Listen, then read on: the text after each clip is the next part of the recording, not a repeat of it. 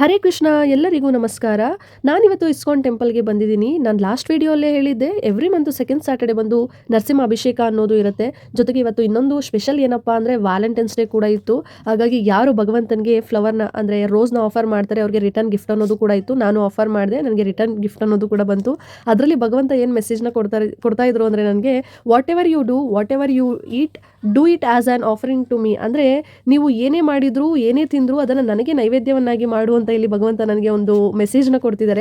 ಹಾಗೆ ಇಲ್ಲಿ ದರ್ಶನ ಕೂಡ ಮಾಡ್ಕೊಂಡ್ವಿ. ಅದಾದಮೇಲೆ ಹಾಗೆ ಬಾಲಾಜಿ ಹತ್ರ ಹೋಗಿ ಅಲ್ಲೂ ಕೂಡ ದರ್ಶನ ಅನ್ನೋದನ್ನ ಮಾಡ್ಕೊಂಡ್ವಿ.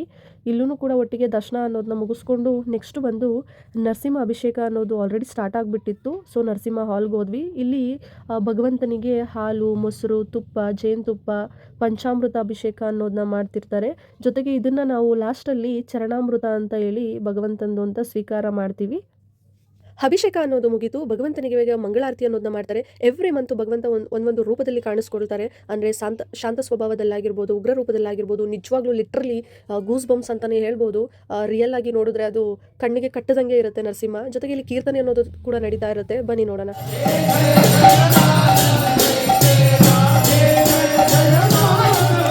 ಕೀರ್ತನೆ ಎಲ್ಲ ಮುಗಿಸ್ಕೊಂಡು ಇಲ್ಲಿ ಸ್ವಲ್ಪ ಸೇವೆ ಅನ್ನೋದು ಇತ್ತು. ಇದು ಬಂದು ಭಗವಂತನ ಅಭಿಷೇಕ ಟೈಮಲ್ಲಿ ಹಾಕಿರುವಂತಹ ವಸ್ತ್ರ, ಅಂದರೆ ಭಗವಂತನ ಪಂಚೆ ಆಗಿರುತ್ತೆ.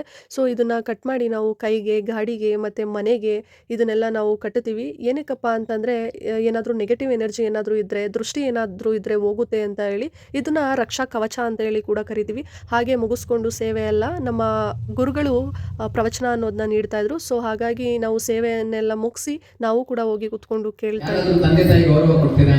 ಯಾರು ಕೊಡ್ತಾರೆ? ಯಾರು ಕೊಡ್ತಾರೆ ತಂದೆ ತಾಯಿಗೆ? ಎಂತವ್ರು ಕೊಡ್ತಾರೆ?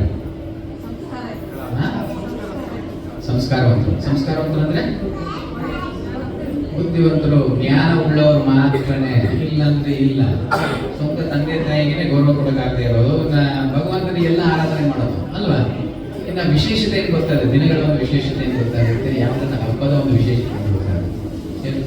ಸೊ ಭಗವಂತನ ಹಲವಾರು ರೀತಿಯ ಒಂದು ಸಾಕ್ಷಾತ್ಕಾರ. ಸೊ ನಮ್ಮ ಇಲ್ಲಿ ನಮ್ಮ ಗುರುಗಳು ಪ್ರವಚನ ತುಂಬ ಚೆನ್ನಾಗಿ ಕೊಟ್ಟರು. ಇಲ್ಲಿ ಮನುಷ್ಯ ಜನ್ಮದ ಉದ್ದೇಶವಾದರೂ ಏನು, ನಾನು ಯಾರು, ಭಗವಂತ ಯಾರು, ಭಗವಂತನಿಗೂ ಮತ್ತು ನನಗೂ ಇರುವ ಸಂಬಂಧವಾದರೂ ಏನಿದೆ ಅನ್ನೋದು ಪ್ರಭುಗಳು ತುಂಬ ಚೆನ್ನಾಗಿ ಪ್ರವಚನ ಅನ್ನೋದನ್ನ ಕೊಟ್ಟರು.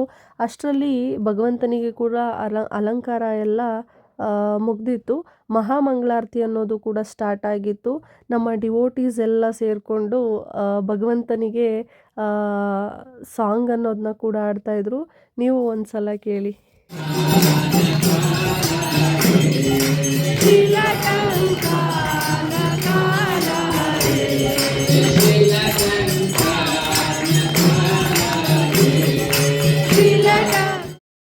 ಕೀರ್ತನೆ ಮುಗೀತು, ಪೂಜೆನೂ ಕೂಡ ಮುಗೀತು, ದರ್ಶನ ಅಂತೂ ತುಂಬ ಚೆನ್ನಾಗಾಯಿತು.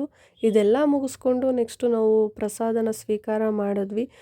ಕೃಷ್ಣ ಪ್ರಜ್ಞೆಯಲ್ಲಿ ನಾವು ಮುಂದುವರಿಬೇಕು ಅಂತಂದರೆ ಪ್ರಸಾದ ಯಾವಾಗಲೂ ಸ್ವೀಕಾರ ಮಾಡ್ತಾನೇ ಇರಬೇಕಾಗತ್ತೆ. ಇದಾಗಿತ್ತು ಇವತ್ತಿನ ಒಂದು ವಿಡಿಯೋ. ಈ ವಿಡಿಯೋ ಏನಾದರೂ ಇಷ್ಟ ಆಗಿದರೆ ಲೈಕ್ ಮಾಡಿ, ಶೇರ್ ಮಾಡಿ, ಕಮೆಂಟ್ ಮಾಡಿ. ಹರೇ ಕೃಷ್ಣ.